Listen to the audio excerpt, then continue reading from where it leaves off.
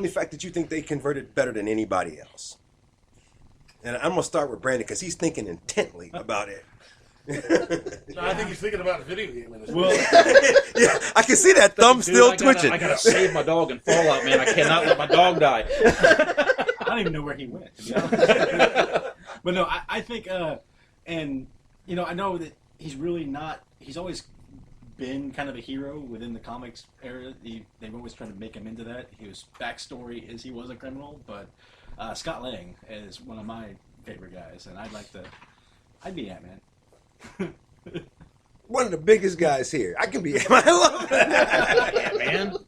Could do that. What about you, Sandy? I don't know if I have one. I was thinking Catwoman because that's well, Catwoman would be good too. And that was my first choice, but I didn't think that was a. They do that with her so often. Mm-hmm. I don't know if you guys can see Adam right now. I almost don't want him to answer the question for the look on his face. No, the one that comes to mind. I mean, he's both good and bad at all times. It's sort of like Catwoman, who's not really good. She's always about herself. Right, you know, neutral. Right. And she'll flirt with Batman to get what she wants, and she'll go with Harley and the Joker and all that to get what she wants there too. But Deadpool, the I knew he was going. Yeah. there. I mean, I would go with Deadpool. He's will number do whatever one. he wants to do, and I love that about him. And by the way, so excited about that, and couldn't have cast a better Deadpool. I mean, yeah. Yeah. Bad guy that's turned good guy. One that I particularly like over in DC is Captain Marvel's, Shazam's nemesis, Black Adam. Black Adam started out as just, he was the Lex Luthor, the opposite to Captain Marvel. Right. And they wrote him with a lot more depth in recent years to where it's like he's not necessarily a bad guy. They ended up like, we let him have a ruler of his own country and all this.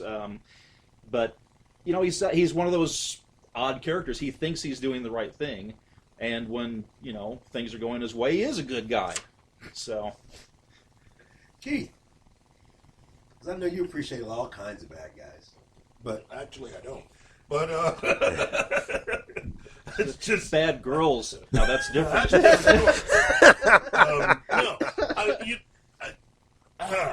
You know what? Hold on. Random thought. Jim Carrey, Dead Man.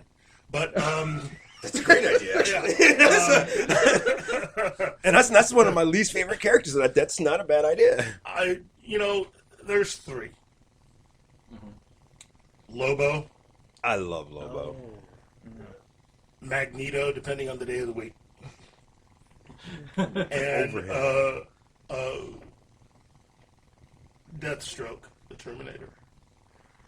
I think Deathstroke would probably be at the top of my list That is a good one. I like Lobo. He is a phenomenal character, and in many ways, he's kind of not quite the opposite of Bruce Wayne, but a life very parallel, and a nice complex backstory, and he still kicks butt every day of the week.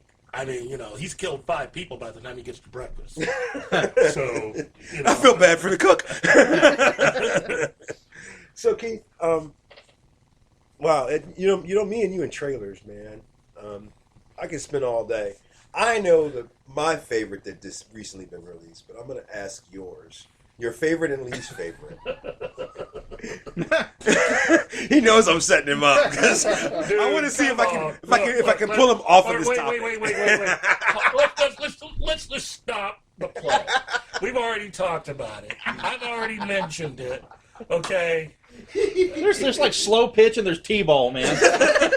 I know how much of a big fan you are of the original Now You See Me. Oh! And I'm serious. That is a fun movie. My and daughter it snuck up on me. I will be the first one to admit I had no idea it was as good as it was going to be. Yeah.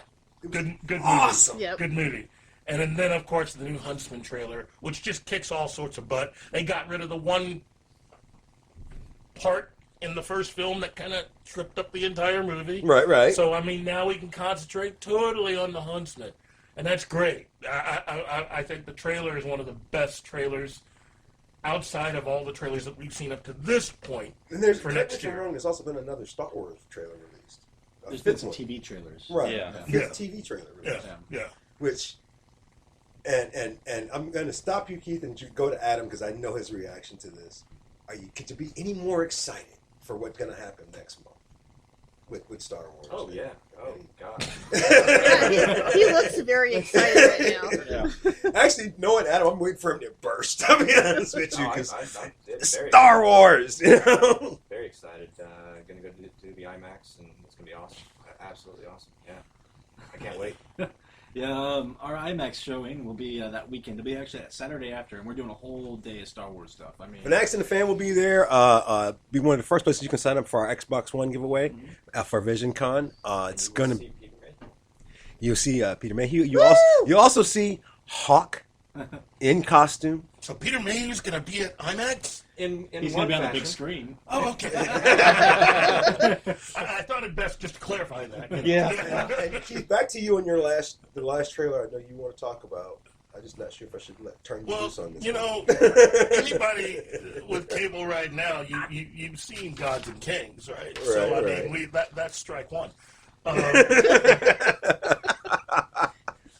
I don't disagree with him. He's not wrong. Okay, that's what I'm gonna I do. love Ridley Scott. Anybody that knows if there's a number one director that I have, it's Ridley Scott. I love the dude. And what kind of drugs were you doing when you were casting that film? Because I'm serious. You know, I'm not a professor that gets paid a lot of money for history and archaeology, but last time I checked, there were some black people in Egypt. You know, last time I checked, there were quite a few of us. There, you know? They still there, aren't they? As far as I know, but I mean, who knows? I mean, We should probably send out an email and check. I think we should go. I think we should get ourselves a grant and check this out. I have seen the Ten Commandments. I've watched Charlton Heston. There are no black guys in Egypt. I saw one in that movie. Hold on, wait. Maybe it's the geography. Was Egypt still in Africa? Well, there's that continental drift, man, so I don't know. I mean, let's just get to it. Gods of Egypt. I'm telling you, done. Gods of Egypt. You have set. And anybody that knows that particular god, I mean, if you just look back at your Egyptian gods, isn't he kind of tall and you know, I don't know, alabaster? And he's Gerard Butler. Okay, I can see it almost. Because you need a name. You need a name. Now, that doesn't mean that Gerard Butler is going to be bad in. Hey everybody, this is Michael Rooker, and you're listening to Fanatics and the Fans. Get to the whole. You were on a roll, too. I know. I I couldn't was think of a better time to getting stop him. Idris Actually, Elba, Yeah. you know, or Chiwetel Ejiofor. I mean, were those guys busy? Were they fresh out of black guys that they could use? Was Denzel busy? I mean, Literally anybody. Well, were there no black guys left in Hollywood? Tyler Perry. I don't think I was going to go there. I was thinking Chris Rock, Tyler Perry. Like, nah, I just don't. Eddie Murphy. Here we go. When you start going down the list of Hollywood black guys, I mean, did you? well, in run that out? case, Medea could have done it. I mean, and when you look at the lead human character in the film, I mean, that's a California surfer dude. Keanu Reeves is in this. Yeah. Not quite. This movie actually would have been better to see. Right after John Wick. John Wick 2, currently in production. Yes. Yeah. But John Wick was I'm just I saying. actually wasn't a fan, but Really? it's just okay. Well, you're not human. But anyway, it's just, I'm wearing a... I'm telling you. I expect more than That's just. right, too. I mean, and correct me if I'm wrong, guys. We live in a world where okay is just okay, and most of what we get now is awesome, Yeah. and anything below awesome is just. Well, Yeah, well, I don't think it's did you not cry when the dog died? It's close. That's an awesome movie. But I don't think that's 100% true. I think that the stuff that's geared towards us and our fan base now Right. comes out great because they're putting a lot more work in that because that's where the money is. I've watched a lot of other movies recently that I'm like, why did they make this? Who are they making this for? And why in the world did anybody approve that budget? Yeah. Speaking of coming out awesome, Idris Elba? I know we're all caught up on our Netflix. Not. Except for Jessica Not? Jones. Are we not? So have we at least seen one episode of Jessica Jones, y'all? Yes, I've seen one episode. I was able to get through 2 before the television got taken away. My wife didn't want to go on that journey. It's like, you're done. You're not binging. It's like, really? Okay. It's a good show, though, isn't it, baby? I'm gonna give them. Actually, I try not to do this very often, but I'm gonna give my opinion because I binge watched the entire season. Really? Yes, he did. Big ups to them. Yeah. After Jessica Jones, the people from Daredevil need to step up their game. Period.